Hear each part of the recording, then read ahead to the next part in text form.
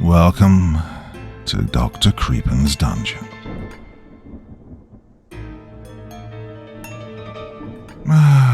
Good old Santa Claus. He's generally associated with joy, generosity, and the holiday spirit. But the notion of finding Santa scary can be caused by any number of reasons, as we'll see in tonight's festive collection of stories. Now, as ever before we begin, a word of caution. Tonight's tales may contain strong language, as well as descriptions of violence and horrific imagery. If that sounds like your kind of thing, then let's begin.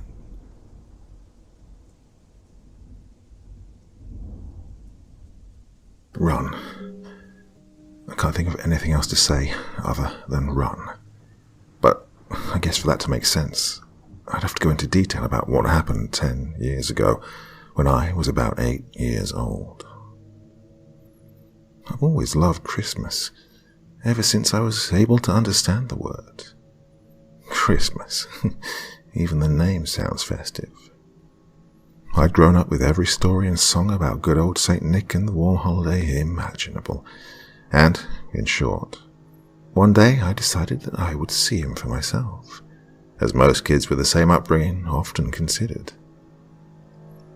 I prepared for at least a week, navigating around potential landmines like parents being awake, or being caught by the jolly fat man himself, or even just leaving evidence that I was ever there.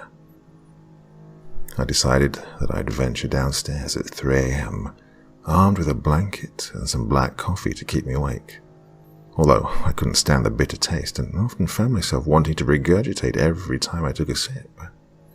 When the day finally came, oddly enough, I found myself hearing Santa Claus is coming to town, playing just about everywhere for just about as long as I could stand. I heard the lines, "He sees you when you're sleeping. He knows when you're awake. He knows if you've been bad or good," over and over again. But I guess something just, didn't click. And I really wish it had. I really, really wish it had. Because that night, I saw something I desperately wish I could unsee. Even now, hearing the sound of a sleigh bell, I reflexively recoil, as if I expect something deadly to appear consecutively. The air that night was stiff and chilly. It was coming down violently outside my window, and every step I took down the stairs revived my pulse with a renewed sense of dread. Both the dread of being caught, and that dread you feel descending any flight of creaking stairs. The dread you feel when it startles you, the sudden and yet drawn-out sound that, for a split second, you might mistake for a human cry, and yet I continued down the stairs until I reached the place I would be hiding. A small nook between the wall in the living room, the sofa, and the radiator from which I had anticipated being able to discreetly witness Santa's arrival. And so, I waited there, and I waited, and I waited. I must have been through at least my second shot of my black coffee, certain that I'd been there for at very least 2 hours, when I glanced at the time. And to my horror, not 1 minute had passed. Not one. It was still 3 a.m. I thought, certainly, that clock must have been wrong. Certainly. Yes, surely that clock was broken. I'd literally been counting seconds upon minutes, waiting for anything to happen. I'd almost convinced myself that time had passed, and that clock was stuck for whatever reason. I'd almost been successful in calming myself down, when I noticed the wind had stopped. the wailing sound of the wind, which resembled a human scream, and the occasional knock of an angry gust on any of the closed windows, had completely halted. It was silent. Completely silent. So silent, in fact, that all I could hear was the sound of my shaking breath. The silence so loud that it accentuated the darkness. Every shadow, every dark corner seemed to reach for me at once, as if trying to swallow me up too. And all I could hear was my own increasingly struggled breathing. And I stayed like that until I heard it. Something which shattered the silence, once more breaking the comfort I'd settled into and cutting through me like the jagged end of a cold knife. It was a jingle, a soft, rhythmic chime set to the slightly crooked gate that sounded more like someone dragging themselves around by their elbows than like walking. My first thought, when I heard the unmistakable chime of the sleigh bells, was that Santa was finally here. But as the sound grew closer, I noticed it was accompanied by a soft, whimpering sound, which sounded close enough to human to be recognizable, but inhuman enough for me to be unable to tell how old the voice was, or how feminine or masculine it was. My pulse quickened anew. This wasn't Santa. With each dragging step, the sleigh bells only grew louder, and the whimpering became more clear. He sees when you're sleeping. It sounded even less human than the whimpering had. The speech was broken up, distorted. That thing spoke as if it was literally choking on its own lung. Step. Chime. The darkness was swallowing me up once more, eating away at my sanity. I found it difficult to breathe. It was getting closer, and the crooked melody of the sleigh bells only grew louder. I held my breath between every pause for every step, every agonizing second before I heard the next chime. He knows when you're awake. Step. Chime. He knows if you've been bad or good. It was close, so close. I didn't know where it was, but it was so close. I could feel the air begging to suffocate me, each chime stealing my breath more violently than the last. I could almost make out what it was saying now. Its voice was so grossly distorted. It sounded like an animal trying to speak while choking on its own blood. Creak. Chime. And with that, I saw it. It finally came into view and stared straight at me. And more violently than ever, I fought to keep the coffee and my dinner down. Skin was stretched tightly over its face, grey and leathery, with its mouth twisted into a sinister smile, or as close to a smile as it could be called. There was a hole in its lower jaw from which I saw its tongue hanging with dry blood clinging to the lining of the cavity, and its beard, sparse white hair, barely clinging to its chin. From its torso all the way to its neck, the bells were wrapped around it to the point where, if the creature so much as moved its head the wrong way, it might have accidentally garroted itself. I tried to scream. I tried to move, but the silence had already devoured my cry, and the darkness already crushed my limbs.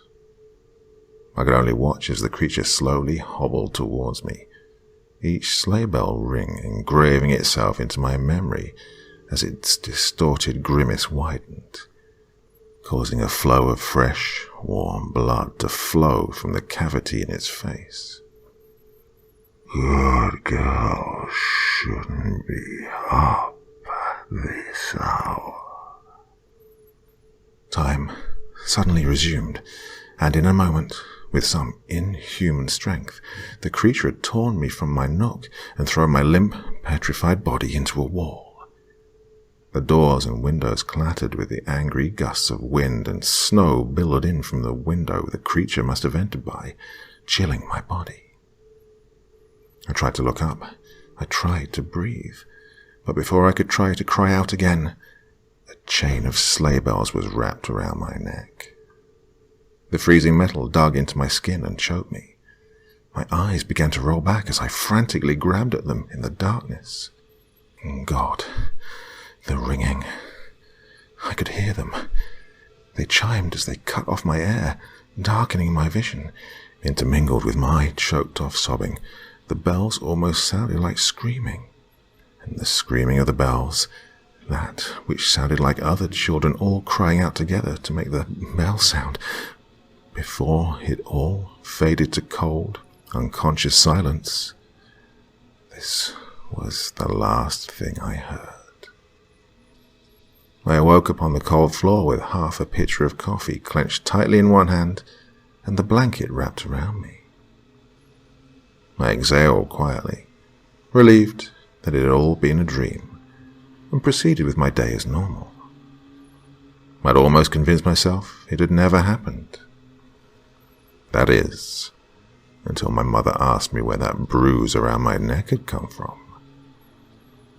And outside, I heard a single sleigh bell ring in the darkness of the early winter morning.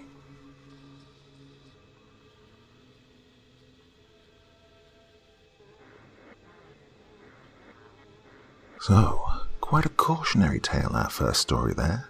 Maybe, just maybe, we should take the lyrics of those Christmas songs a little more seriously. Now, we move north, up into the Lapland area of Norway. But Father Christmas certainly isn't who we're going to find in this next story.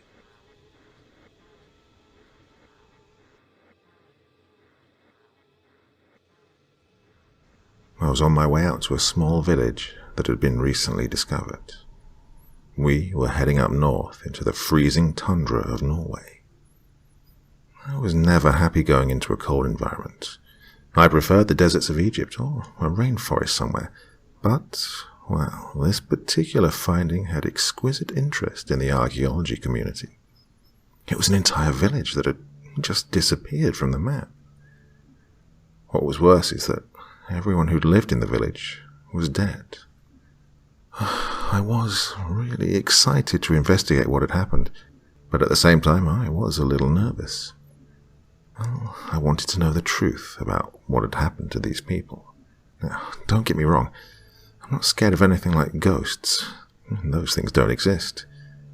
But I do remember a story I read about a group of researchers who'd gone to Siberia to study a temple, and because of their experience, I was a little on edge. The last thing I needed to deal with was me becoming mentally unstable and killing all my colleagues. Once we'd arrived, I began to look at the numerous buildings that had been set up there. There was a tavern, a motel, and dozens of other wooden houses side by side. The village itself was in bad shape due to years of neglect and winter weather. I just still didn't understand why everything had been abandoned, though. As I was walking around, taking in the environment, I lost my footing and... was I tripped by something? I managed to regain my footing before I actually began to fall, and I turned around to see what it was that was on the ground. When I looked down, I saw a human arm sticking out of the snow. No, not a whole arm, just a part. and I could see why I hadn't noticed it. It must have been covered by the snow. The frostbite on the arm was quite severe. It was completely blue. Upon further examination, though, I started noticing it looked like patches on the skin that looked to be like bite marks. I assumed that maybe a wild animal had attacked the person. When I got the rest of my examination team over there, they began to uncover the whole body from the snow. Very grisly sight indeed. What I saw was definitely a shocker for the whole team, as well as myself. Most of his flesh and organs had appeared to, have rotted away. We tried to think of any logical explanation in such a cold environment for this to happen. The way he was shaped told us that he'd been trying to run away. But then, why was almost all of his flesh gone? Eventually, we pretty much had to make the conclusion that he had possibly been eaten after he fell down. I started to walk around near the woods of the border of the village. I didn't really feel like looking around in the main area anymore. The freezing cold temperatures were starting to really get to me. Even though I was covered up from head to toe, I could still feel the cold air rushing through the small cracks of my clothing. I'm glad I was wearing wool. At least that way, I'd get a little bit of warmth whenever I got tired and started to sweat. I started to take in the beautiful sights of the frosty woods. The trees had no leaves on them, except for the pines. This area rarely thaws out, so it's amazing that there's even skeletons around here. I would have thought some animals would have devoured most of the bodies. Oddly enough, I hadn't seen a single animal in the area. There were no caribou, not even birds. This whole area seemed deserted. I happened to spot a cabin and decided to check it out. I opened the front door and saw nothing but the wrecked ruins of everything inside. The curtains had been torn to pieces on the window frames, and the beds were ripped up. It was a small cabin, and everyone probably had to live in the same room. So, why were there no bodies in here? Well, I would have expected at least one. I looked around, and a book managed to catch my eye. It was a brown book with almost all of the pages turned yellow. Thankfully, the cold had probably preserved this book very well. I opened it up to the first chapter and took a look to see what kind of book it was. Thankfully, I knew Norwegian. November 24th, the first day of my diary. Papa has been out drinking with his friends a lot, and Mama gets worried every time he heads out. We live so far from the village, and she still thinks that there's something outside watching us. I don't blame her. It's creepy being out here in the woods. My baby brother doesn't quit crying, and I've noticed that my dog doesn't seem to want to stay here for very long. During the day, all she does is moan and howl. Papa thinks it's just the isolated environment getting to our heads. Even if he is right about that, shouldn't he at least show some concern for us? I mean, we're his family. November 28th. Things have gotten a little better here at home. Papa says he's going to buy a gun so we can feel a little more secure. I sure hope this works. December 4th. I went into town with Mama, and we started noticing some weird things. A couple of farmers said that their cows had disappeared. It wasn't that someone had stolen them. They said their cows had been acting weird for days, and they just finally smashed their way out of the fences. Animals just don't seem to like it here in this place. The town is only 2 years old, but it seems like a good spot with all the wood that was around here. Supplies are kind of running low at home, and there appears to be a bit of famine for the things we need. December 6th. Going to church is always weird. I sometimes feel like the pastor's watching me. He never quits looking at us girls, but there's something different about him. He used to be very nice, but now he's being a little too nice. I don't want to tell Mama or Papa, because I'm afraid of what they'll do. Papa has gotten way more violent lately. He doesn't even drink anymore, well, as much as he used to. He's just getting really aggressive. And Mama is getting really lazy. My clothes are getting dirty, and the house is becoming filthy. She barely breastfeeds my baby brother anymore. I'm worried about what's going on. December 20th. Christmas is approaching, but I don't really care for that anymore. Lately, I've become more hungry, like very hungry. I can't stop eating whatever I find. A couple of days ago, I came across some gooey substance underneath my bed. It didn't have any particular color. It was clear, but when it touched my skin, it turned green. I found more of it underneath my parents' bed. I'm not too sure what this is. I'm not sure what it means, but I just can't stop eating. December 26th, I think. All I ever think about is food. My memory's starting to get worse. I don't even know what day it is half the time. The pastor has been acting very friendly towards all of us girls. I caught him with at least 3 of them. I think it was yesterday. I'm not too sure, but he grabbed hold of me and tried to drag me into a back room at church.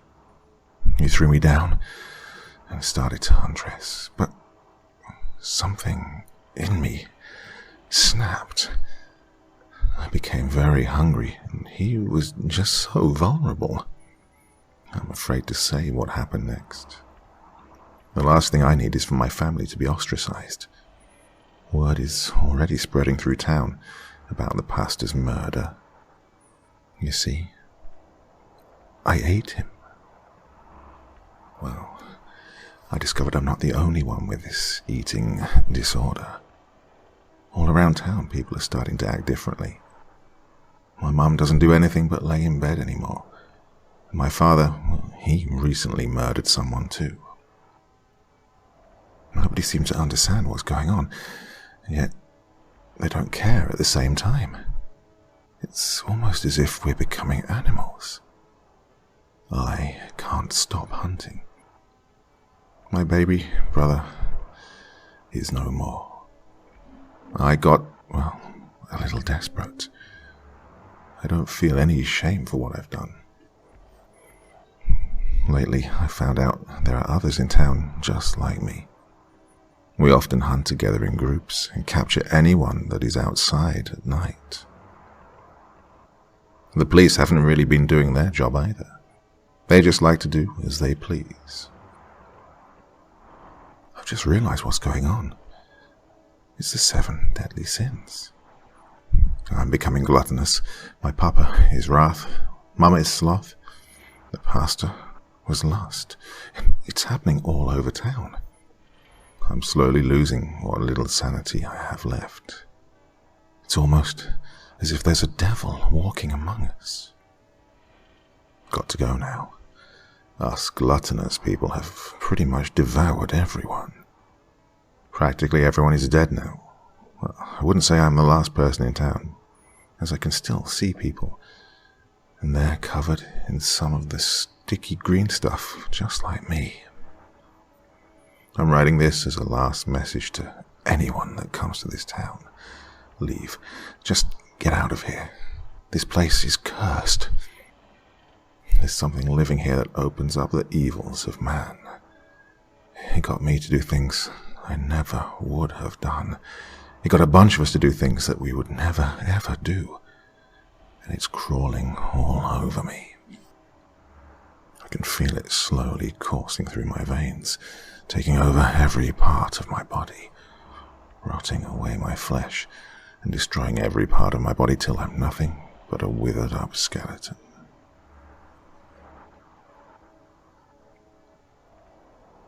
I just finished reading the last part of this, and, well, whoever this person was, well, I don't know. I couldn't help but feel my heart pounding through my chest. I looked out the window and thought I saw something. I was getting out of this town. I had to get my colleagues together, and we had to leave immediately. I ran as fast as I could back into town, but when I got to the research site, there was nobody to be found. I looked around and saw nothing but blood and chunks of flesh. How did all of this happen without me hearing a single peep? I looked at one of the convoy trucks, and I saw my way out. When I got inside the driver's seat, I realized that someone had taken the keys out. I had no idea where they could possibly be. I had to get out and look around at the desks inside the tents. I kept looking around, but saw nothing but the horrors of human remains everywhere. I was panicking, and then I heard something. Footsteps were coming up behind me, and they seemed slow. I peeked outside and was just about to vomit from the horror of what I'd seen. It was a rotten skeleton walking around covered in green slime. It seemed like it was being controlled by the slime, but it had all its teeth still in its mouth, with blood drenched down through the rib cage. I'm guessing it had tried to eat people, but it had nothing to hold the contents. I started running as fast as I could. I didn't want to end up being devoured by whatever this thing was. I kept running and running. And when I looked back, I saw 4 skeletons chasing after me. I happened to see a shotgun lying in the snow up ahead, and grabbed hold of it and aimed at the first skeleton. I fired the gun and blew the whole thing to pieces. I had to reload and take another shot. I kept on firing as much as I could until every last one of them was gone. Nothing but a bunch of shambled bones on the ground. I was relieved that I'd finally managed to get the 4 of them. Maybe now I could look around for the keys. But then I felt something on the gun. I looked down and saw a transparent slime of green on my fingers. Oh, God.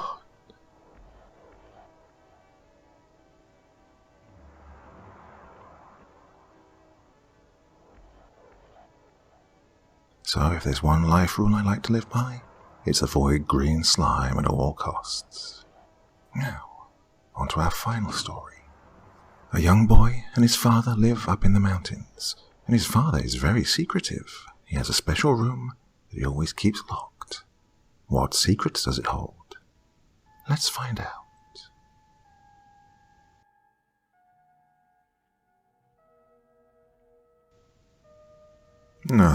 The snow. How delicate and unique each flake of the cold white substance can be. The children will dash through it, flinging it left and right among each other. They'll lay down and stretch their arms and legs in all directions, attempting to create a beautiful angel for all to see. Then, of course, there are others who build snowmen, their laughter filling the frosty air as they partake in a multitude of holiday activities. How I envied those who enjoyed the Christmas spirit. I had never actually seen such festivities occur. Rather, I would hear about them through tales my father would tell of the good old boys and girls who truly valued what it meant to celebrate Christmas. This story will be a recounting of an experience I had as a young boy. After finding myself away from my childhood home and actually close to civilization, I began taking the time to recollect a few memories from my past. Between strange occurrences I couldn't explain back then, and one freakish moment I'd experienced at that point in time, I suppose this will act as a warning to you. I truly want to help you, and this is perhaps the best way I can spread the word around about what I've discovered about the holidays without him finding out. I need to be discreet about this. Although I've travelled as far away from my old home as I can, I know for a fact that he's still out there, and that he can find me. I don't want to risk it, so maybe if a few people who see this help me spread it around, I won't have to worry about the consequences of my actions. It's the best I can hope for, I suppose. Even still, I have to live the life of a nomad, never once being able to stop and catch my breath. Doing so would be too dangerous, so it's imperative I get this out soon. Now, since I've finished my introduction, I suppose it's time to release something I've been holding back on for quite some time now. I can only hope that I make any sort of difference by doing this.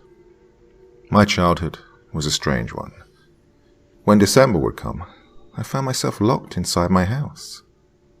My father and I didn't adorn the walls with stockings or decorations, nor did we erect a Christmas tree in our living room. The fireplace was constantly extinguished, robbing me of the comfort I desired. Each night, I would curl up in bed, trembling as the cold air ran across my body, and I stared up at the ceiling, my mind completely blank. Yes, it was as bad as it sounds. No, I didn't mind how rough things could get. There'd always seemed to be an innocent part of me that didn't mind the way we lived, no matter how barren the house could be during all times of the year. Don't get me wrong, my father was very good to me. I can't recall a day he didn't show me his big, wide smile and treat me as best he could. He took care of me, fed me well, and was a good parent overall. He was a rather portly fellow, but a kind man nonetheless. The only issue is that, well, he wasn't a big fan of the holidays. It made for a very bleak life around the winter time, especially. It confused me as to why he would tell me about how the other children had such a great time. I often thought he did it to make a bit of fun, or perhaps he was just pulling my leg. I'd never seen the things he described to me after all, so it would make sense that maybe they were just stories. I rarely found it strange that we didn't live remotely near anybody else. Our small wooden hut was located high in the mountains, where the slopes would be treacherous for anyone ascending or descending the terrain. Perhaps, even if I had wanted to see the outside world, I wouldn't have been able to. It would have been impossible for me to climb up and down the rugged area, let alone at such a young age. Because of the sheer height of the mountains where we lived, the air was thin and the winds blew fiercely, and most I ever saw of the outside world was through my window. My father said we hadn't always lived there. He said we had some home somewhere down below where the other people lived, but we were in his vacation home, as he put it. I hadn't lived in any other house before then, so, needless to say, it was a rather odd vacation, to say the least. While my father stayed inside with me, we would play board games and create drawings together. Those, and various other indoor activities, would teach me about the outside world and what it was like. However, my favorite memories of my father were the stories he would tell me. Now, as I mentioned, he would tell me of his experiences with that which dwelled under the mountain and across the world. His various interactions with such people piqued my curiosity, and, upon my request to learn more, he would bring me books and magazines. Those sources were my first true contact with society, and I'd spend hours at a time reading. It kept me busy, and despite the lack of holiday cheer in my life, I was content. As each December came, my father would start spending less time with me and more time in his private office. I only ever saw him carrying a large list of what appeared to be names on a sheet, and then he would vanish for lengthy periods of time. I always wondered what he did up there, but he never took the time to explain. He always brushed off my questions or dismissed them with a simple, "Oh, you'll understand when you're older, kiddo." I never found myself content with those answers, and at a time when I wanted to learn, that lack of knowing the truth bothered me a lot. For years, I felt as if my thirst for knowledge would remain unquenched, for the simple reason that I hadn't a clue what my father did. After mischievously trying to sneak into his office one night while he slept, I found that the door was locked, and I never found the key.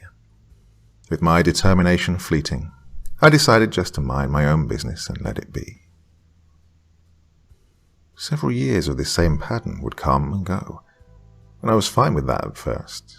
However, I was not fine with the repetitive and, quite frankly, monotonous routine.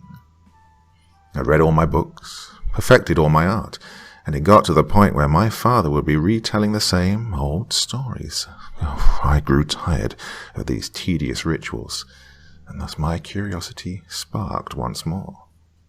It had been years since I'd learned about the existence of my father's office. I thought that perhaps I was old enough to handle what was inside. You could imagine my dismay upon being denied my request to enter the room. I must have asked that man several times a month. Still, with his everlasting patience, he would respond with a simple no each time.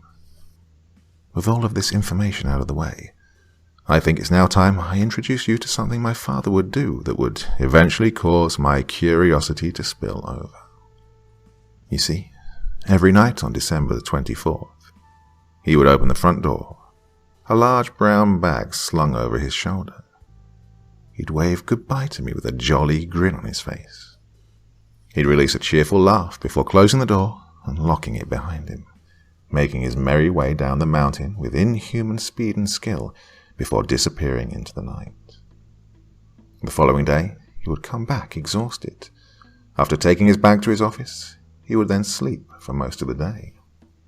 Well, I may have been an ignorant child, but I wasn't stupid. All the books I'd read, all the stories I'd heard, they connected like puzzle pieces together within my young brain. The lists, the 24th of December, the brown sack. I smiled ear to ear as a realization came to my mind. I knew then, more than ever, that I had to find out what was in his office. So, I formulated a devious plan within my mind and decided it was worth a shot. After a few hours of waiting, I saw the sun begin to rise over the horizon. The snow had ceased on the mountain, and the morning was a calm one indeed. I struggled to keep my eyes open. I'd waited all night for my father to return, and I didn't want to quit.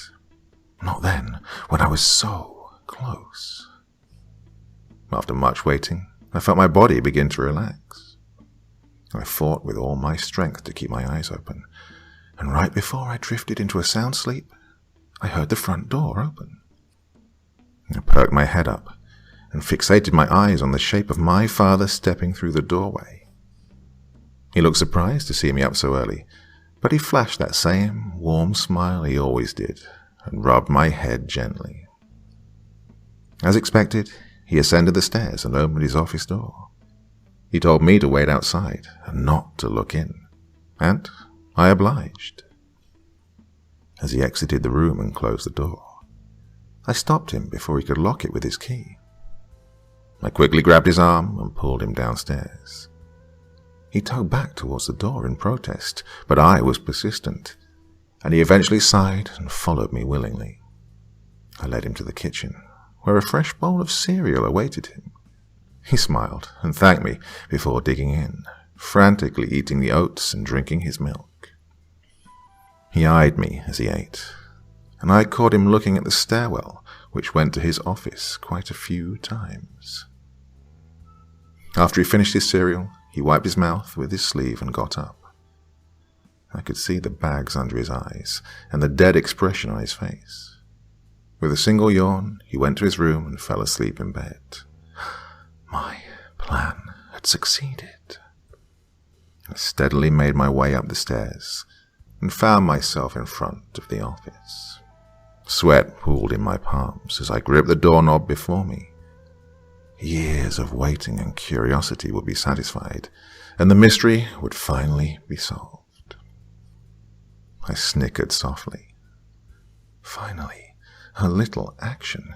A vacation from the curiosity which had plagued me for so long.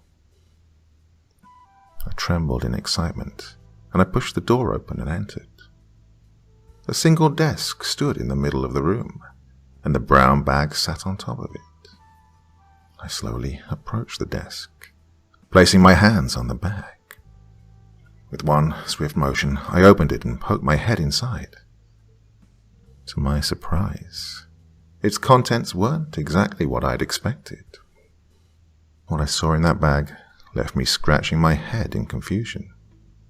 Instead of what I thought would be there, I found what seemed to be random objects at the time. I was disappointed with my findings, and I carefully made sure to exit the door and close it behind, certain that I'd covered my tracks well. I never spoke a word of that experience to my father, for fear of getting in trouble. I found myself chuckling a few times at how underwhelmed I'd been. I was expecting something far greater, only to find a strange assortment of items inside the bag. Perhaps I laughed to distract myself from the truth of what I'd seen. But I convinced myself that my dad was nobody special all along, and although it was still a mystery to me what he did those nights, I never thought more of it. It wasn't until I got much older and finally moved out of that house that I began thinking about what I'd found that day and what it truly meant. My father never hurt me, but I fear what may become of me by releasing this information.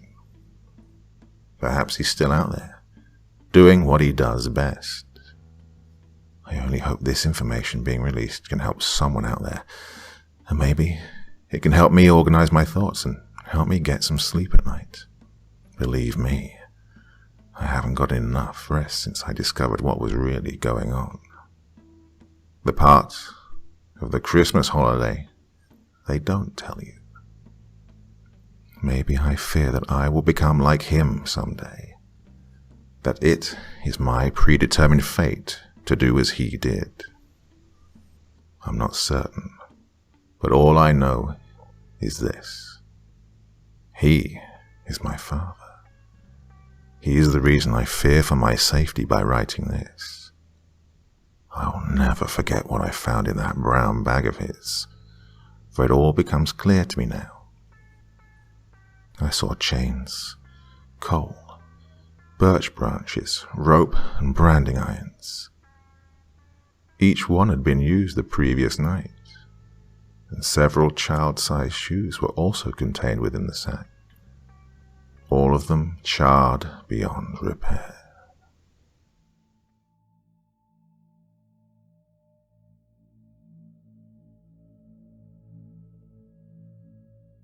Manhunt. I'm already in the killer's house. Santa spoke fervently to his wife through a wireless headset, and he tried to keep his voice down. The big man was out of breath, and the ash in the chimney almost made him cough. It wasn't the first time Santa had carried a handgun. Holding the automatic pistol felt natural in his hand. When Santa felt his heavy boots touch the floor, he could still feel warmth emitting from the dark, abandoned fireplace. The darkness in the living room greeted Santa. It enveloped him and choked his eyes. "Oh, I can't see worth shit," Santa whispered to his wife through gritted teeth.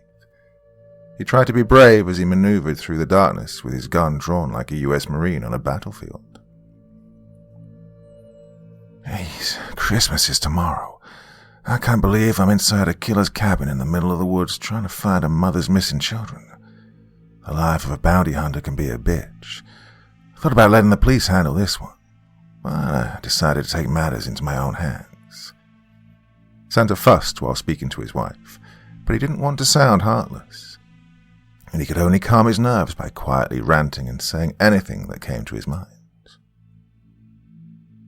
"You spend weeks tracking this killer down. The police would only arrest him, but you're not the police, which means you're free to kill him. I thank God every day that bounty hunting is your side job." Mrs. Claus's delicate voice caressed her husband's ear. I was nervous. I didn't want you to do this either, but you insisted." Mrs. Claus gently nagged her husband. "I know that I insisted." Santa's rumbling voice broke past his whispering tone for a second. He immediately caught the slight bass in his voice before taking a cautious, deep breath. "I know, I insisted." Santa repeated himself through his whispering tone once again. He listened as his wife released an exasperated sigh. "I wasn't trying to upset you, darling. I just want you to be careful." Mrs. Claus tried to hide the stress in her wise and calming voice. She knew that her husband needed her support more than the loaded gun in his hand. Mrs. Claus thought about her husband's career as a Navy SEAL before he became Santa Claus. She knew that her husband could handle himself, and he was an expert martial artist.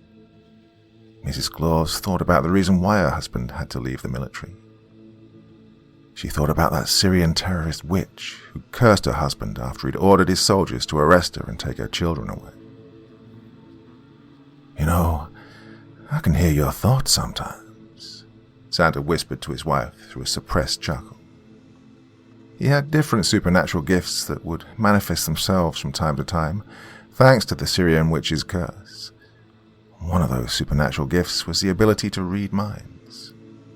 And Santa couldn't read thoughts all the time, but sometimes his gift would switch on and off like a radio. Santa knew his wife was thinking about his military past even through his phone's earpiece. "Yeah, I know you're thinking about what happened to me when I was a SEAL team commander.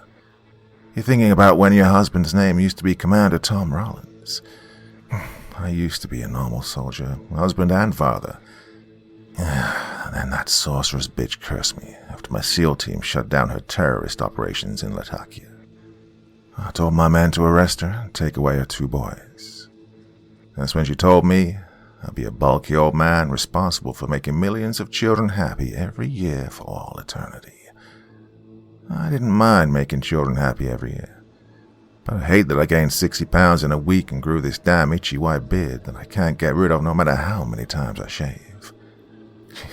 There was no such thing as Santa Claus, till that witch turned me into this." Santa, aka Commander Rollins, spoke about his condition with a slight disdain toward his new body image. He gained weight, but he still had a muscular build, which gave him the appearance of a stocky WWE wrestler. "Oh, I didn't mean to make you think about what happened to you in Syria, darling. I didn't want you to think about the terrorist sorceress. I'm sorry." Mrs. Claus, whose actual name was Martha Rollins, had also fallen victim to the witch's curse. The witch cursed her and even her teenage daughter through her husband. The 15-year-old girl, Amanda, was an elf. Well, the child still looked like a healthy, beautiful teenage girl, but her ears pointed past her medium blonde hair. Martha gained weight, and she aged prematurely like her husband. Now, Martha was 41 years old, but she had the skin and grey hair of a 70-year-old. The odd part was that the woman still felt young, despite her elderly appearance. It was the same thing with her husband. He looked old, but his robust physique still helped him move like a young man. "You don't have to apologize, my dear," Commander Rollins continued, whispering to his wife. "I'm the one who should be sorry." The gun-toting Santa thought about the witch's curse and what it had done to his wife and daughter. "Oh, I didn't know that the witch's curse would affect our daughter. My poor darling's afraid to go to school because of her ears. I thought the curse would only affect me. I didn't know it would turn Amanda into an elf." The grief in Commander Rollins' whispering voice was more somber than the darkness in the living room. There was a brief silence between Commander Rollins and his wife. The only thing Commander Rollins could hear was the rippling sound of his red leather jacket shifting from his steady movements through the darkness. The white fur that decorated the collar of Santa's red leather jacket would get tangled in his long beard every time he'd turn his head. Santa also had a bulletproof vest beneath his jacket. As the minutes rolled past, the darkness became less potent to Santa's eyes. The commander could see the room's furniture. Well, his heart jumped when he thought he saw a person standing near the cabin's window. It turned out to be a mannequin, which aroused more goosebumps on Santa's skin. He couldn't understand why there was a female mannequin standing near the window with its arms missing. Santa felt like the mannequin was watching him. He preferred the darkness to hide the plastic life-size figure from his eyes, as it had done a few minutes ago.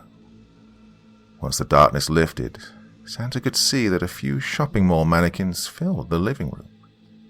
There were 4 female mannequins, and each of them was standing in every corner of the room, watching Santa's every move. "Are you still there, darling?" Mrs. Claus asked through her soft tone. She got concerned when her husband fell silent for 2 long minutes. "Yeah, I'm here," Santa replied to his wife with a subdued alarm in his voice. This child-killing son of a bitch put shopping mall mannequins all around his living room. There's 4 mannequins in here, and they're all looking at me. Santa felt like he was a policeman giving his wife a description of 4 suspects. The commander continued. "There's a mannequin standing near the window. There's one standing near the front door. Oh, I see another one standing near the hallway, and the 4th one's near the sofa. Oh, this killer really loves mannequins." Santa involuntarily chuckled, softly, to stop himself from feeling nervous in the situation. "Oh, it sounds ominous. I just want you to be safe, sweetheart."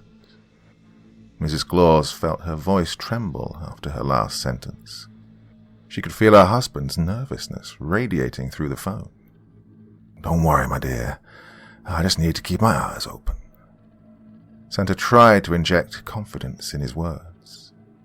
He went into soldier mode, and his eyes scanned every square inch of the living room along with his gun. He never took his finger off the trigger.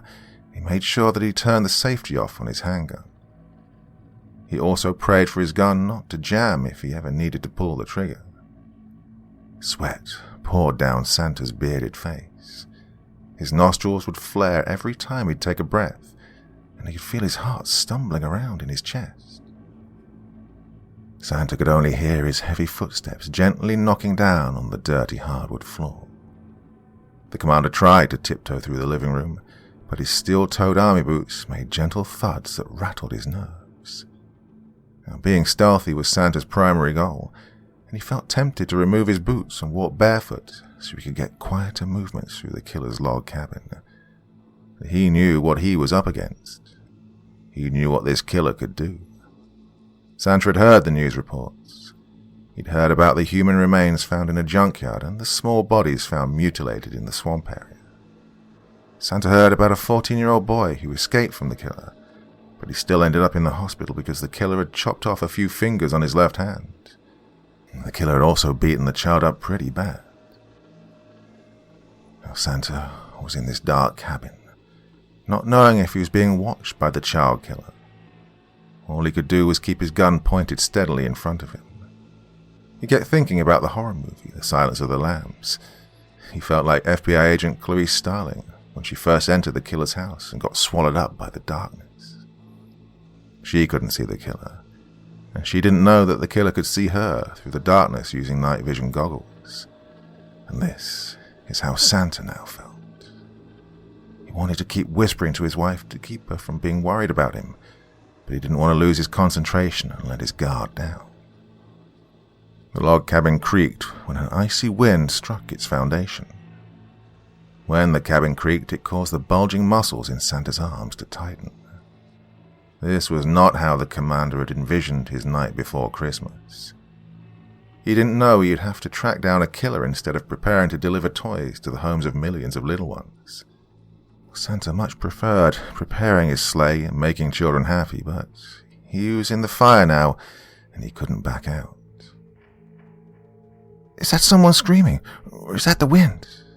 Mrs. Claus asked her husband, with the tremble still clear in her petite voice.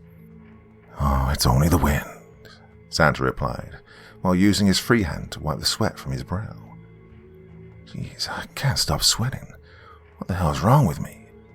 I'm too damn fat to be sweating like this." Santa swallowed hard while clutching his gun with both hands once again. "You're sweating because you're nervous, sweetheart." Mrs. Claus tried to keep the calm tone in her voice while speaking to her husband. "This is torture. I wish you were home with me. I should have taught you how to doing this. I should have been more forceful." "Oh, don't blame yourself for your husband's actions." Santa spoke with insistence in every word. "This was your husband's mission. I feel like I'm doing the right thing. Remember, darling, before your husband was Santa Claus, he was a soldier. A soldier's job is to risk his life for others." Santa was so enraptured in whispering words to his wife, he didn't notice that one mannequin in the room was in a different position than before. Now Santa was approaching the cabin's hallway, and he stopped when he felt the air change direction behind him. Santa held his breath when he looked over his shoulder to see that the mannequin that stood near the cabin's front door had changed its position. The commander remembered seeing the mannequin standing by the door, but now it was standing closer, near the dark fireplace. Santa knew that he wasn't losing his mind, but it was still too dark for comfort, and Santa's eyes were now rummaging through this threatening darkness. "What's going on? Is everything okay?" Mrs. Claus could feel her breathing becoming shallow, and her ear kept reaching out for her husband's voice. "Yes, dear, everything's fine." Santa lied to his wife because he knew she'd go into hysterics if he told her that the mannequin standing near the front door had moved behind him. What Santa didn't understand was that his wife would become hysterical anyway. Santa's fears came to life, and he could feel eyes on him. The eyes locked on him through the darkness, and every time Santa would take a breath, he would feel those watchful eyes getting closer. "Why are you in my cabin, old man?" A young man's threateningly gentle voice crept up on Santa suddenly. The voice reached out of the darkness, grasping Santa on his shoulder. Santa unloaded his gun in the direction where the voice had projected at him. The gunfire lit up the living room like strobe lights in a nightclub. "God help me," Santa muttered beneath his panicked breath. He fired off 3 bullets, but he didn't know if the bullets had connected. "What's going on?" Mrs. Claus shrieked after she heard the gunshots. Her voice reverberated out of Santa's smartphone earpiece. Before Santa could answer his wife, a hard blow to the back of his skull knocked him to the floor. Santa couldn't see what had struck him from behind. He could hear his wife screaming, but from a distance. When the killer struck Santa from the back, he'd knocked his earpiece out, sending it skating across the dusty hardwood floor. A loud thud echoed throughout the cabin when Santa landed on the floor.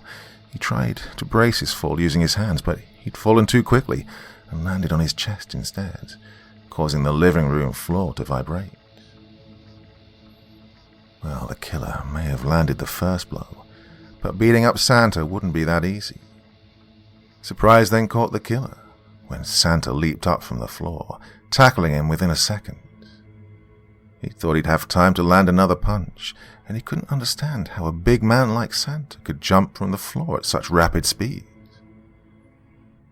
Now Santa bear-hugged this child killer. After wrapping his massive arms around the criminal's arms and waist, he lifted the man's body into the air before throwing the killer down on the floor with lethal precision. Another loud thud echoed throughout the cabin. Santa found out that the man he was wrestling with was shirtless. Knowing that he was fighting a man who had no shirt on unnerved Santa a little. Santa could tell that this killer was a young man in the prime of his life. He could feel how sturdy the killer's physique was. While tussling with the killer, he could feel the young man's slender muscles rippling and flexing beneath his icy cold skin. A street brawl broke out between the man and Santa in the darkness of the living room. Santa used his martial arts skills to see if he could incapacitate the serial killer. Well, he found out soon enough that the killer also knew martial arts. This was not good. Now Santa had to fight a child killer who was also skilled in jiu-jitsu. How could this young man be skilled in jiu-jitsu? Is he ex-military? And these thoughts speeded through Santa's mind faster than the punches he was delivering to the child killer's jaw. Most of Santa's punches were getting blocked by the young man's bulky forearms. Yes, the killer knew how to counterblock a punch, which irritated Santa further. "Come on, old man," the killer taunted Santa. His tone of voice had a peaceful but brutal nature. Most of the time he'd whisper out his words, and he didn't seem to be out of breath. There was a slight hiss behind the killer's words. The man sounded like a slithering snake every time he would talk. "I win." The killer chuckled those two words into Santa's ear, with his rock-solid tattooed arm wrapped around Santa's throat. Now Santa could feel death hovering over him. The commander felt the air leaving his throat, and the more he'd struggle, the more he could feel the man's arm tightening around his neck like a boa constrictor. The killer's arm felt like a raw and sweaty, muscular noose. Santa had to do something, or he would die with a crushed throat. He lifted the killer off his feet using his back. He thought about flipping the serial killer over his shoulder, but then he got a better idea. While clutching the serial killer's arm with both of his hands, Santa had every fearful thought about the missing children rampaging through his mind.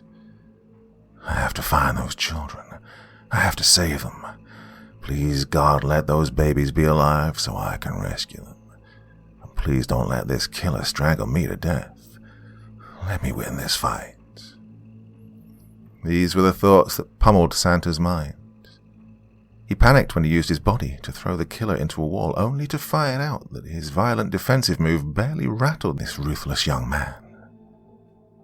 The killer mocked Santa with his inhuman laughter. He never loosened his arm around Santa's neck, even after the big man had slammed him into a wall a second time.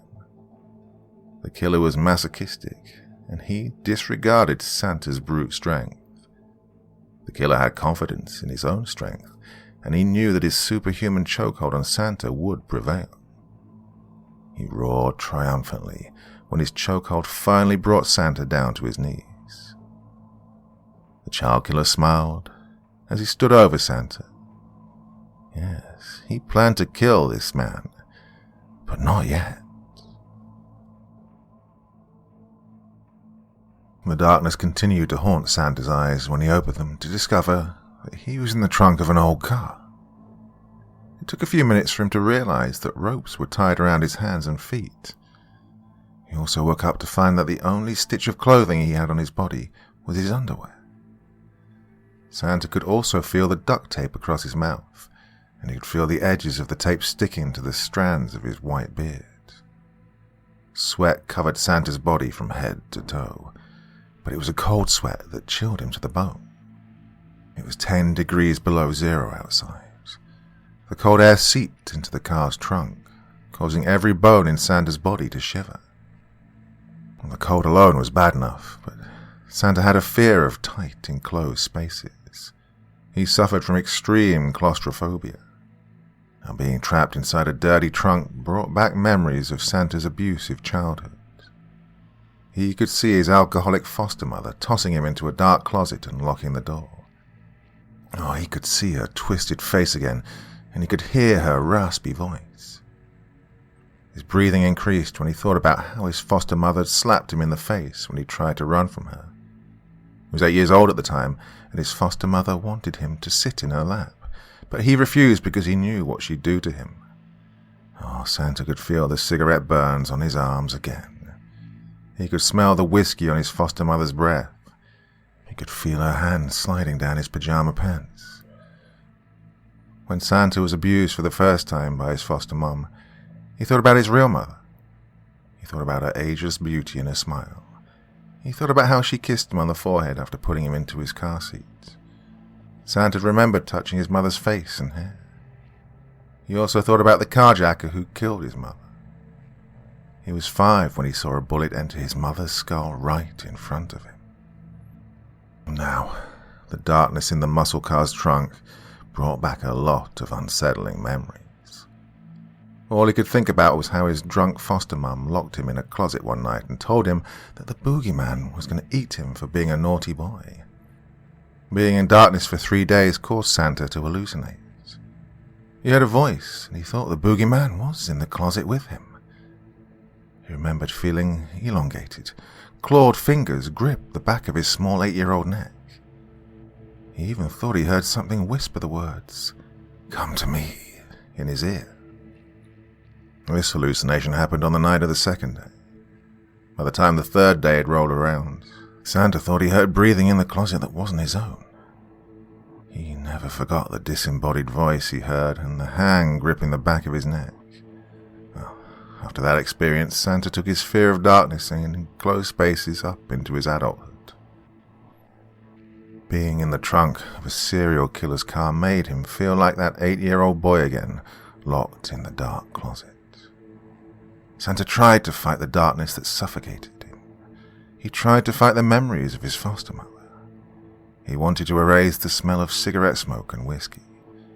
He wanted to forget about what his foster mother had done to him. So Santa tried to breathe slowly, but being in a dark and tight space twisted a knot in his chest. He had the feeling that something was with him in the darkness, something more malevolent even than the serial killer who would soon murder him. Santa's half-naked body endured punishing blows from the car's rough suspension. He could feel every pothole in the road reaching up into the trunk and hammering his spine. Santa shifted his body around in the trunk to see if he could at least make himself comfortable, but he perceived his movements to be useless. Riding in the trunk of a vintage muscle car was like being trapped in an earthquake. Santa knew that if the killer didn't murder him, riding in the trunk of this rusted-out 1969 GTO Judge would, eventually. Santa didn't know which was worse, feeling the muscle car's roaring engine rattling the muscles in his body, or feeling the potholes in the roads. Both had an equally jarring sensation. In order to get his mind off being killed later, Santa thought about a muscle car that he'd owned. He had a 1987 Buick GNX. He felt proud of himself after he'd installed a more powerful engine in his car, which produced 500 horsepower. He'd also rebuilt the car's chassis, along with its transmission. Santa called his muscle car the Omen. He taught his teenage daughter how to drive the car after she begged him for a year. Santa wanted to make his daughter happy, and after she got her learner's permit, he taught her how to do burnouts and donut spins in an empty parking lot in the middle of the night. Well, he knew that he couldn't teach Amanda how to do stunt driving maneuvers in her mother's pre-owned Toyota Highlander. First, he knew Mrs. Claus would kill him for teaching their daughter dangerous driving skills, which could put her life in danger. And she'd also kill him for putting premature wear and tear on her car. Santa wanted to teach his daughter how to drive like a madman, to make her driving lesson more fun and unforgettable. And he also wanted to do it safely. And he could only teach his daughter how to drive his tuned-up muscle car in an abandoned parking lot. And he also told Amanda not to tell her mother what they did, because he feared punishment from Mrs. Claus. Santa thought about the fun he'd had with his daughter, and how she enjoyed revving the powerful engine in her father's car. He also thought about how his daughter enjoyed blasting her rap music while doing her burnout maneuvers. He thought about how he took his baby to a drive-in theater to watch a classic horror movie after her insane driving lesson, and Santa remembered how his daughter couldn't finish eating her hot dog because she was too busy laughing at the mustard and pickle relish in her father's beard. Teardrops arrested Santa's eyes when a voice in his head told him he would never see his daughter's face again. Oh, he wanted to be strong, but he reflected on how the killer easily overpowered him inside the cabin. The killer had won the fight using a single chokehold, and Santa didn't even want to imagine what the killer would do to him once he removed him from the trunk of this car. He could feel an insect crawling across his hairy, bare leg, but he was crying so hard that he paid no attention to this cockroach. The commander used his tight hands to clean away the tears that washed his face. He felt a few teardrops drip into his long, frizzy beard. Oh, there was nothing worse than having a wet beard on a cold winter's night. It was so cold in the trunk that Santa thought his salty teardrops would turn into ice on his cheeks. He could feel his heart palpitating, and the blood in his veins went cold when he felt the killer's car come to a grinding halt. The muscle car's rusted brakes released a nasty squeal that pierced Santa's ears. "Be strong. Stop crying.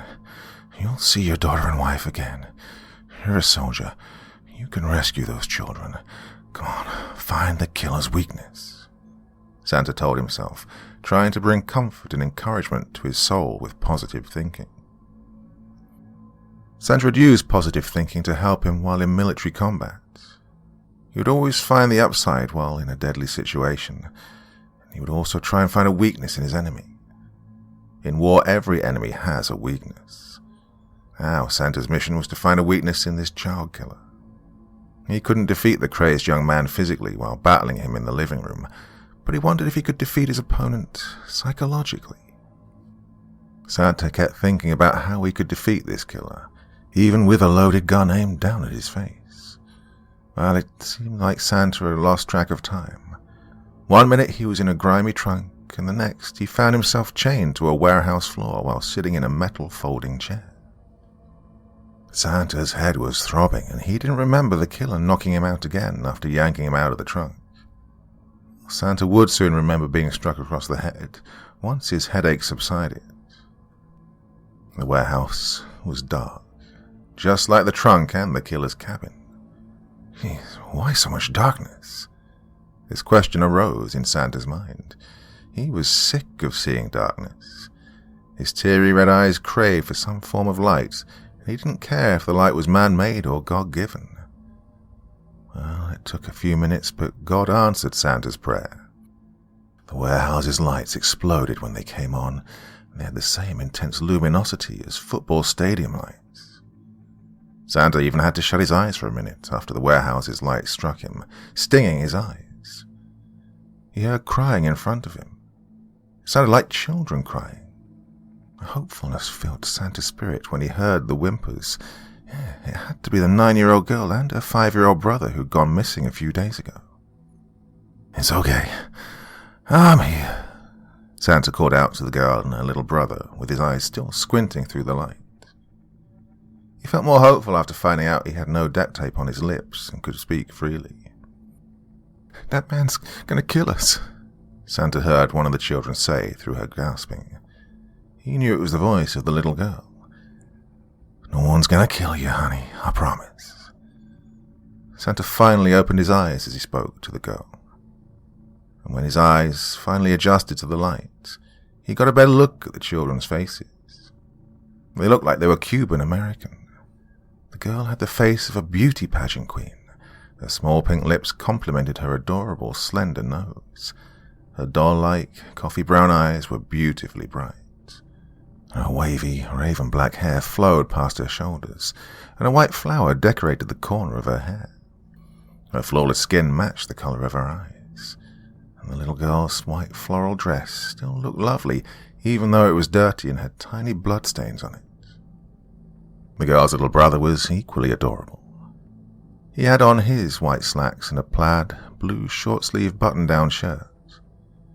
Enrique and his sister Selena were barefoot and blood-stained their little feet. Enrique had his sister's lips, but his nose was a little wider. His curly hair had a reddish-brown tone, and it looked freshly cut. The little boy's eyes were blooming bright, but he had a fresh bruise beneath his right eye. Santa's heart collapsed when he saw the bruise.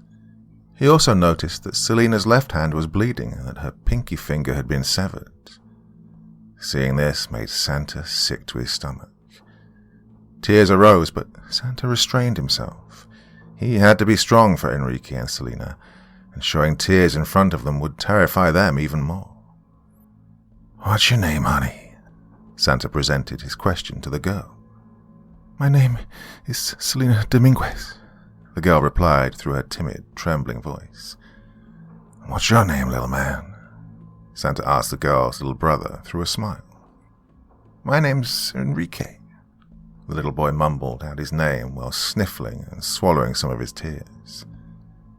Enrique's shyness was clear, and he kept sheepishly gazing up at Santa, wondering if he was looking at the real Santa Claus. His sister was giving the commander the same questioning gaze. "Are you Santa Claus? You look just like him." Selina didn't notice that she'd stopped crying after asking her question. Old tears still dripped off Selina's little chin, but she felt some tension leave her body while staring at Santa. "Yep, I'm Santa Claus," the commander answered the child's question through a soft chuckle. "Yep, I'm that big, fat, bearded man who your parents always talk about every Christmas. I'm the one who comes sliding down your chimney with a bunch of toys." Santa kept chuckling as he looked at the astonished expressions on Selina and Enrique's faces. It gave him joy to see smiles on them. Santa wanted to keep Selina and Enrique happy. He knew that he could never tell them that the curse of a terrorist witch had transformed him into Santa Claus within a week. "I'm 9 years old, and my uncle told me I was too old to believe in Santa," Selina stated. The little girl still had some doubt in her eyes while studying Santa's bearded face. Her wondrous smile remained on her lips. "Oh, you're never too old to believe in Santa, darling."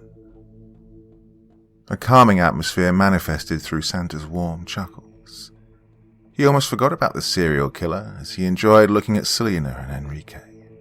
In Santa's mind, he felt everything would be all right, until Enrique told him how the killer had abducted him and his sister. "The man who took us from our mummy told us he was Santa Claus," Enrique mumbled sweetly. The little boy brought his chained hands up to his face to rub his eyes. "Yeah, he had on a Santa Claus suit, but he had on a skull mask. He didn't have a beard, and he wasn't big like you," Selina explained. "He came in through the back door of our house. Our mom was asleep on the sofa, but our grandma was awake. We came back from our aunt's wedding reception." Selina paused for a second while moving her silky black hair away from her pretty face. "Our grandma saw the man come into our house. She tried to fight him, but the man pulled out a knife and he stabbed her." Selina lost her smile and her lips quivered as she spoke. "The man grabbed me and my brother. I tried to hit the man, but he grabbed my hand and he used his knife to cut off my finger. He punched my brother because my brother tried to fight him too. He told both of us to stop crying and he put us in the trunk of his car. Our mom woke up and she ran outside, but it was too late. He'd already thrown us in the trunk and he was driving away. Well, I could hear my mom screaming." Santa lost his voice for a minute as he listened to Selina's story. He tried to think of something to say, something, that would comfort Selina and her brother, but his mind went blank when he saw a dark figure lurking behind them a few feet away. When the figure crept into the light, Santa could tell from a distance that it was the shirtless man walking on all fours like a dog. The skull of a moose concealed the man's face, and the antlers on the skull had blood on them. The shirtless man stood up after he came into the light. He was about 30 feet away from Santa and the children. As he slowly made his way toward his victims, he began dancing and shifting his body unnaturally. Santa watched as the killer made unearthly contortions with his body. He watched as the man walked backward while twisting his head all the way round. He then watched as the killer bent the bones in his arms. Oh, Santa watched as the shirtless man contorted his spine and his shoulder blades. He went back down to walking across the floor on his hands and feet. The moose skull that the serial killer used as his disguise never moved. It was as if he'd nailed the animal's skull to his face. The killer mumbled to himself as he lurked across the floor in slow motion on his palms and feet, with his body bent backwards. His chest and his torso were pointing straight up to the sky, and you could see his ribcage pressing against his lifeless, pale skin. He made movements that would put a contortionist to shame. Selina screamed when she turned her head to see the killer creeping up on her and her brother while shifting his bones around in his body. The little girl struggled against the chains that held her to the floor. She looked around at her little brother, wanting to protect him, but all she could do was cry. Enrique sobbed when he turned to see what was approaching them.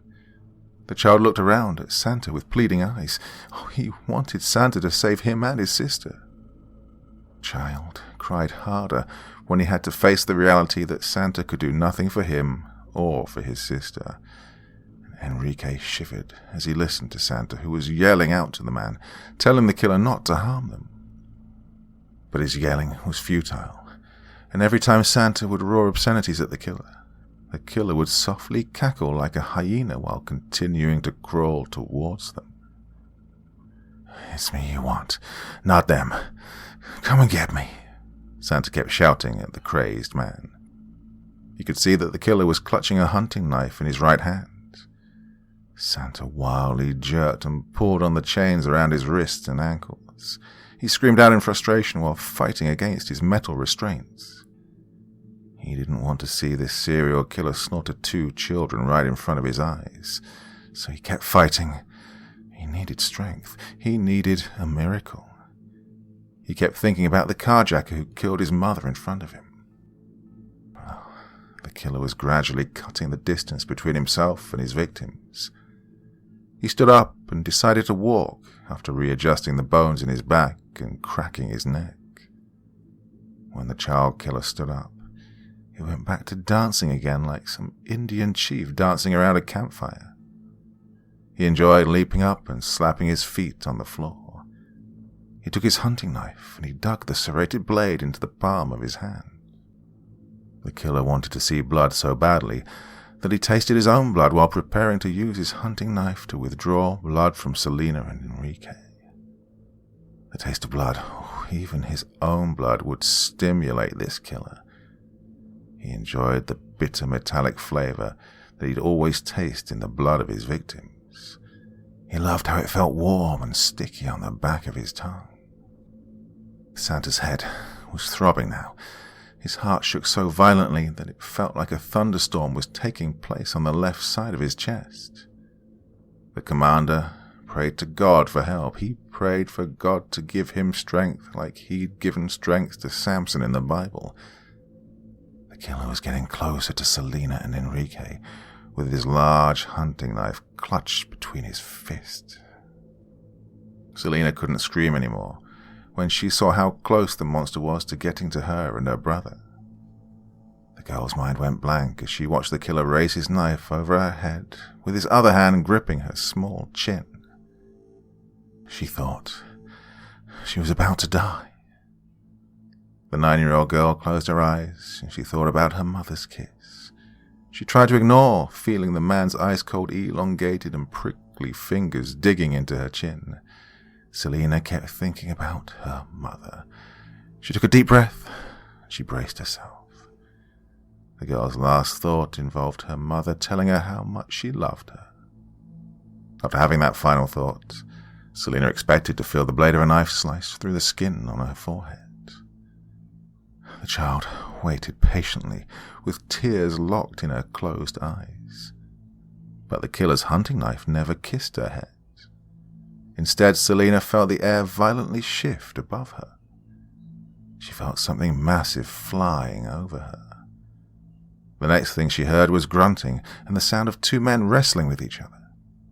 Selena kept her eyes closed, but her little brother could see everything.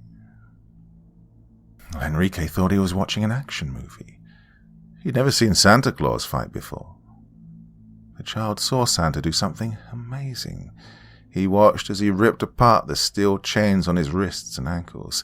He watched as Santa stood up from the chair like a giant tree rising out of the ground. He watched as Santa leaped over his sister's head, tackling the serial killer like an NFL linebacker. Enrique was getting a front row seat to the action. The little boy would cringe every time Santa would hammer the serial killer with his fists. Santa went berserk on this child killer. He felt like something mightier than him was possessing his body. This wasn't the same street brawl he'd had with the killer in the living room. Santa had felt powerless inside the killer's cabin, but his second confrontation with the crazed young man brought forth a devastating wrath within Santa's soul, and he used every part of his body as a weapon. He used his hands, his feet, his elbows, his knees, and even his head. Santa didn't care that he had an open, bloody cut on his forehead from butting the killer in his face, and he didn't care about using the heel of his foot to break the killer's leg. He didn't mind using his fist to break the man's nose and his jaw, and he ignored the pain from his knuckles coming into contact with the killer's animal skull mask. At first, Santa was the king of the fight. He was about to grab the killer by the throat so he could body slam him, but then he felt a serrated blade slice into his arm. He jumped back while wincing and grabbed his left arm. He looked down to see blood leaking out of his bicep muscle. Santa battled the pain and he swung the back of his fist at the killer's face, momentarily knocking the knife-wielding madman to the floor. The killer didn't stay down for long, and amazingly he used his broken leg to knock Santa's feet from beneath him. Santa hit the ground hard and the back of his skull smacked the floor. He almost lost consciousness, and his eyes widened when he saw the tip of a knife getting ready to plunge down on his bearded face. Like a lightning bolt, he reached up and caught the killer's hand. He used all his strength and both of his hands to prevent the serial killer from bringing this hunting knife down on his face. Santa was now arm wrestling with a homicidal maniac while flat on his back. He could feel the muscles in both of his arms burning and straining from trying to hold back the criminal's hunting knife. Something wasn't right. Santa just couldn't understand how the killer could be so strong. He felt like a weightlifter who was trying to bench press 500 pounds. The killer had a muscular, slender build. Santa was more robust. He'd felt stronger than the killer a few minutes ago, but his uncanny strength departed from him after the killer sliced into his bicep. Santa knew he had to win for the sake of Selena and Enrique. He briefly glanced over at them when he heard them screaming out to him. While Santa swallowed hard when he felt his arms losing power, he saw the knife's blade edging closer to his eyes. He tried to shut out his fear of dying. He had to fight. Since he was half naked, wearing only his boxer briefs, he could see every muscle in his arms and legs twitching and flexing beneath his sweaty skin. He looked at the tattoo of his wife's name on his left shoulder, and he could hear Mrs. Claus yelling at him, telling him to fight for the children. Oh, it was agony, but Santa kept his grip on that killer's hand. He jabbed the serial killer in his jaw a few times, hoping it would force him to let go of his knife. Santa thought it was over for him when he tried to punch the killer in the face again, but ended up losing his grip on the man's wrist. The knife came down, but it missed Santa's head, striking the ground. The killer grunted in aggravation as he brought his knife back up to land another stabbing blow, and it enraged him after Santa dodged the blade of his knife again. Time slowed down when Santa heard something crash into the warehouse, releasing a thunderclap that shook the floor. Glass and debris landed a few feet away from him and the killer. It took no time for Santa to recognize Mrs. Claus's car. He couldn't believe that he was seeing his wife's silver Toyota Highlander breaking through the warehouse's wall with its engine revving. Santa saw his wife's car as a 2-ton hybrid-powered mechanical bull that had broken through the building's wall. When he heard rap music booming out of his wife's car, he smiled, remembering that his wife loved hip-hop just as much as his daughter. It gave Santa hope to hear Eminem and Dr. Dre echoing out of his wife's car. It was sweet music to his ears. The SUV came to a dead stop amongst the rubble. Mrs. Claus emerged from her SUV holding a Remington 12-gauge shotgun. She still had on her nightgown and her house slippers.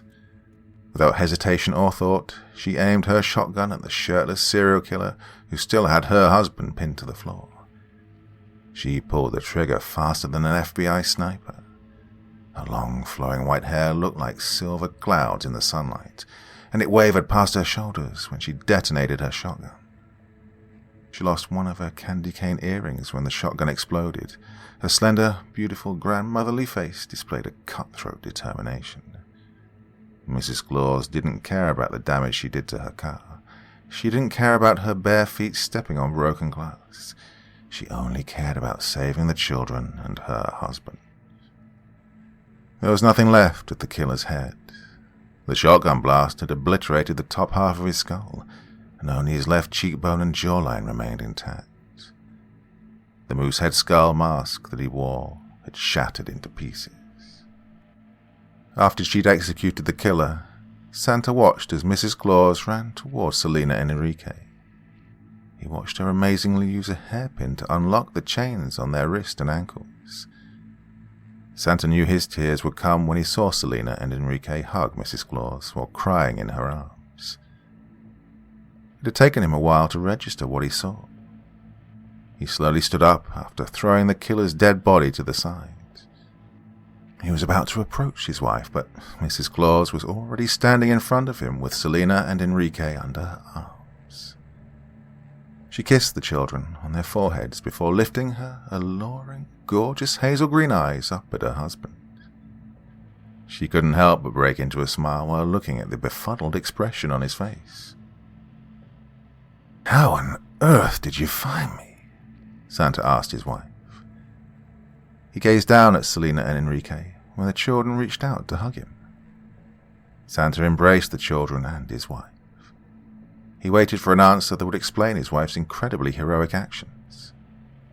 "Our daughter helped me find you," Mrs. Claus whispered into her husband's ear.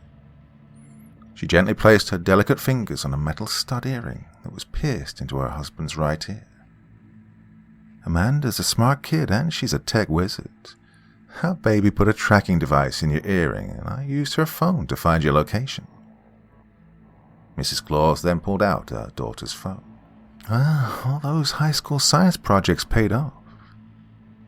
Mrs. Claus ended her sentence with a slight giggle. She reached up to touch her husband's face, and she was happy to see him alive and well. Mrs. Claus saw what the killer did to her husband's arm. All that mattered to her was shooting the killer before he could stab her husband. "So, let me get this straight. You mean to tell me my little girl put a tracking device in my earring?" Santa repeated his wife's words through his question while reaching up to touch his pierced ear. "I knew Amanda was up to something when I couldn't find my earring last week." Santa chuckled out his words as he gazed down into his wife's eyes. He glanced at his daughter's phone for a minute in disbelief. After kissing Mrs. Claus, Santa brought his affectionate gaze down to Selena and Enrique. He caressed the faces of the children while thinking about how his wife and his daughter had helped him. And Santa smiled from ear to ear, knowing that Selena, her little brother, and millions of other children across the world were going to have a joyous Christmas, all because of his daughter's tracking device. Oh, and his wife's shotgun.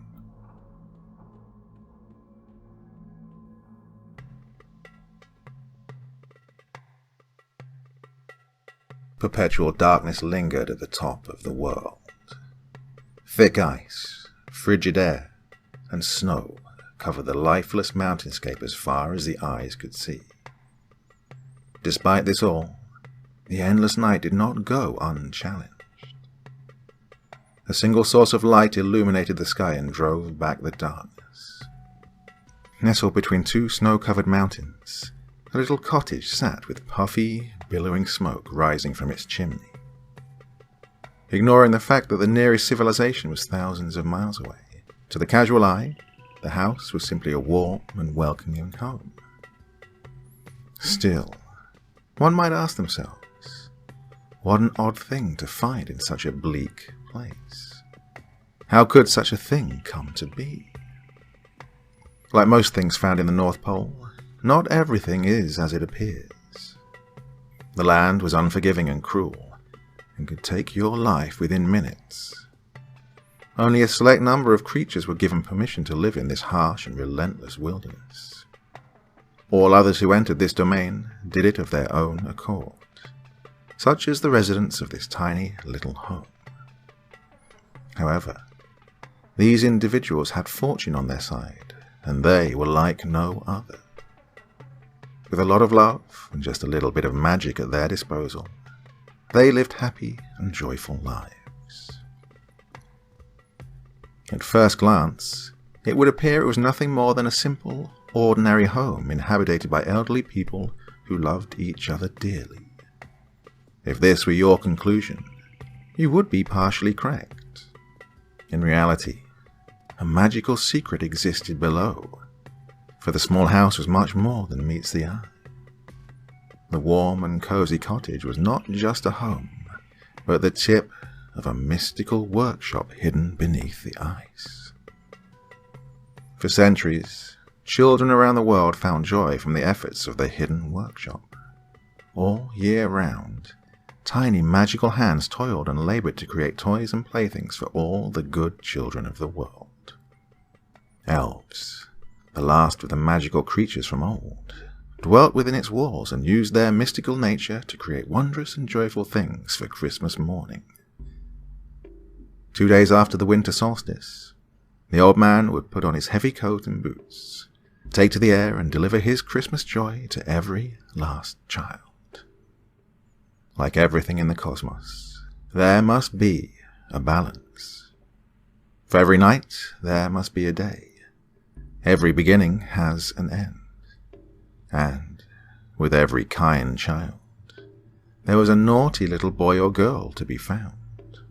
Far below the bright lights, singing, and happy elves creating and building new and fantastic toys, there was another workshop. There, the warmth of the hearthstones could not reach. While the purpose of the upper workshop was to bring happiness, the other was dark and sterile. It too had a purpose. It was here where the masses of cheap and easily broken toys were made. There was no love put into these objects. Never would a child's eyes brighten with wonder and awe upon seeing these gifts on Christmas morning. In his wisdom, the old man knew that even a naughty child should not be forgotten during this time of goodwill. However, the old man was no fool, and had no desire to waste his resources on such unsatisfying tasks.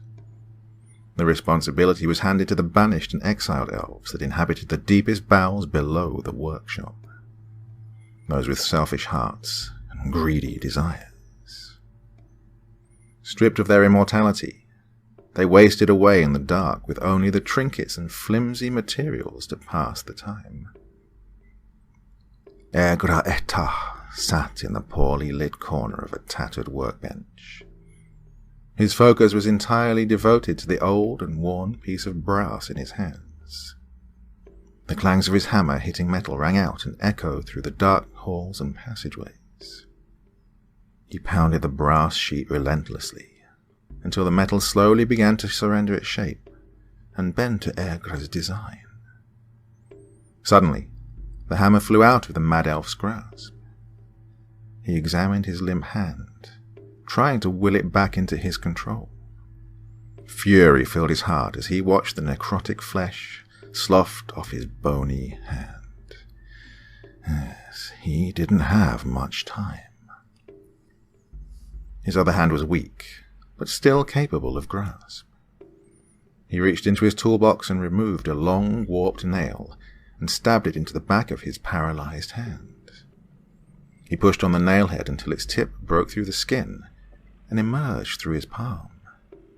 Immediately, the pain surged and shot up his arm. The thick and rigid tendons loosened within his hand, giving him temporary use of his digits once more. The elf picked up his hammer and resumed molding the shape of the brass plate. With each impact on the brass, he poured his rage into his creation. How ironic that the product of his tireless work was meant for the ones he hated the most. His deteriorating body was fading fast. He possessed just enough magic to fuel the curse he would cast upon the object. When finished, his gift would be placed with the other junk toys and cheap trinkets. It would make its way to them and find a child on Christmas morning. The curse will take hold and slowly begin tearing apart their lives. It will channel their essence back to him and reignite his immortality.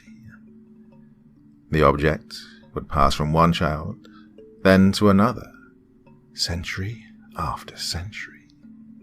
Yes, he had just enough magic left to evoke his curse. Agra had once lived and worked above. Like any other elf before him, he loved nothing more than to create beautiful and wondrous toys and gizmos. However, in his heart, he wished he could keep some of his creations for himself. One day, his eyes fell upon a beautiful music box his friend Delilah had created. The music box was extraordinary, meant as a gift to a king's firstborn. It was magnificent. Crafted from oak wood, it bore an elaborate gold design on each of its sides.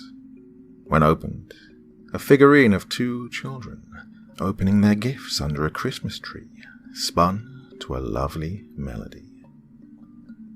Agra Eta had never desired anything more in his entire life. It filled his heart with jealousy.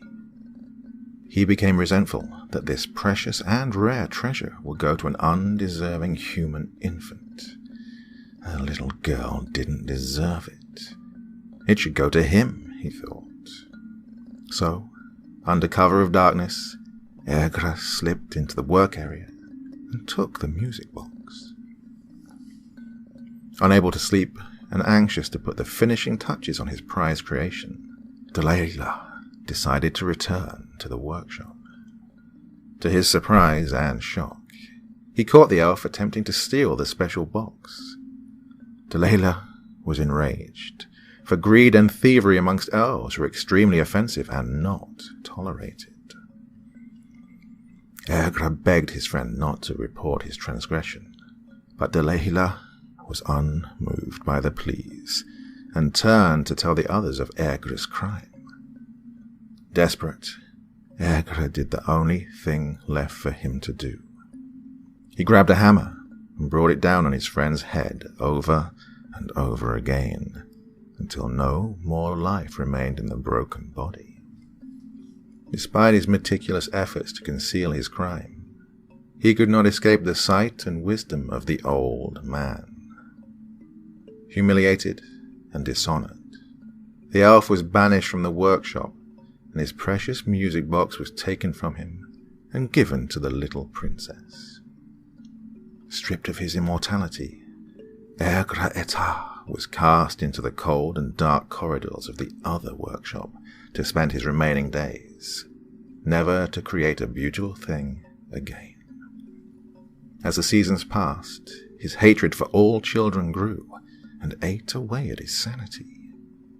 He gritted his teeth, knowing that the children of man were given everything and he had nothing.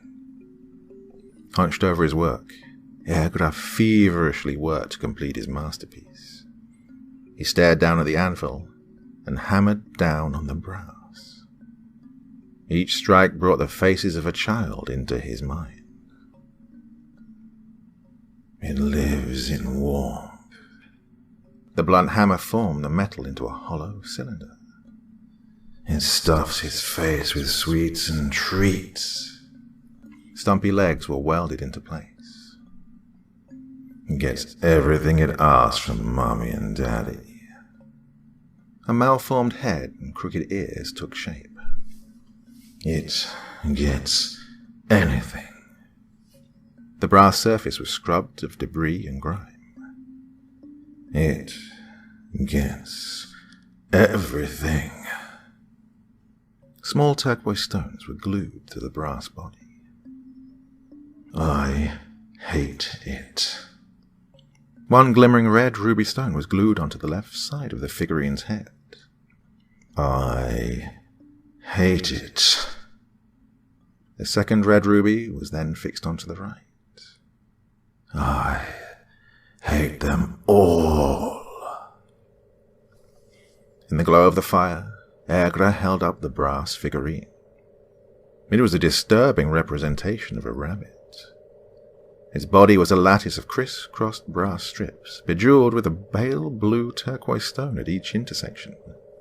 Its head was malformed and gave the impression of a dead thing instead of a pleasant rabbit full of life.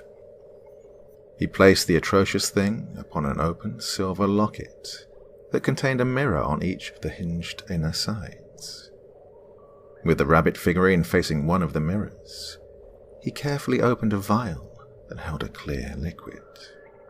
It was lymph from the elves. The lymph was the source of magic that flowed through their bodies like that of blood from the second set of unique arteries.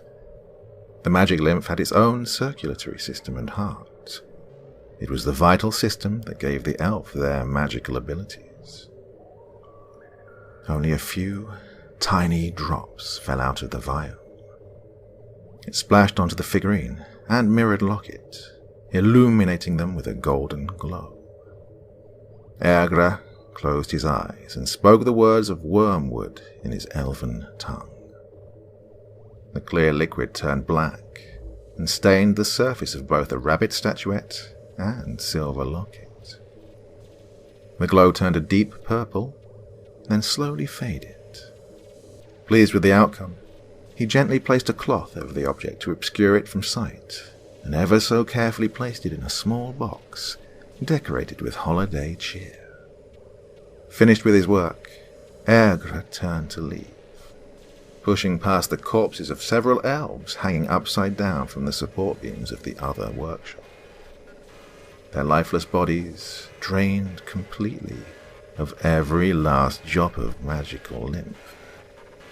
Agra's calculation had been correct. He had just enough magic to fuel the curse placed on the object. The Mad Elf smiled and began to laugh. For the first time in a very long time, Agra Etar's heart filled with anticipation at the approach of Christmas morning. The little girl sat in a large pile of torn wrapping paper from the many gifts she found under the Christmas tree. On the morning of December 22nd, Gabby awoke earlier than everyone else. She went downstairs and glared at the many presents that continuously tempted her. It was as if they teased and mocked her every time she looked at the colorful, beautiful wrapping paper. She would receive such a terrible scolding from her parents, but she couldn't wait any longer. At first, it would only be one gift she opened. Then it became two, then another and another. Before she knew it, all of her presents had been opened. Despite getting everything she asked for, the desire for more was still not satisfied. When Gabby stood, a small gift next to the base of the Christmas tree caught her eye. She could have sworn it hadn't been there before. The wrapping paper was worn and yellowed with age, written in big words with a tag that said, "To Gabriella." It was like no other, and she surely would have seen it before now. Puzzled, she removed the wrapping paper and found a box that contained a smaller sealed box and a scroll. She opened the scroll and read, "Congratulations, lucky one. You are the proud owner of Pepe, the rabbit. Pepe loves you and will be your best friend in the whole world. Pepe is a friend like no other, and he will give you everything your heart desires. To be Pepe's friend, you must listen to him and never disobey the following instructions. 1. Place Pepe on his locket facing the mirror. 2. Never look Pepe in the eyes. He is ever so bashful and only likes to see you through his mirror. 3. You may ask anything of Pepe 3 times. In 3 days' time, he will grant any and all you asked of him. 4. Never look Pepe in the eyes. Yes, it bears repeating. He does not like it, and he will be upset if you disobey this rule. Remember, lucky little boy or girl, Pepe loves you. He loves you more than anyone else in the whole wide world. Pepe will make sure that no one will hurt you ever again. And if you love Pepe, you will listen to him and do whatever he asks of you. Pepe loves you, and no one can ever come between you and him. Pepe loves you.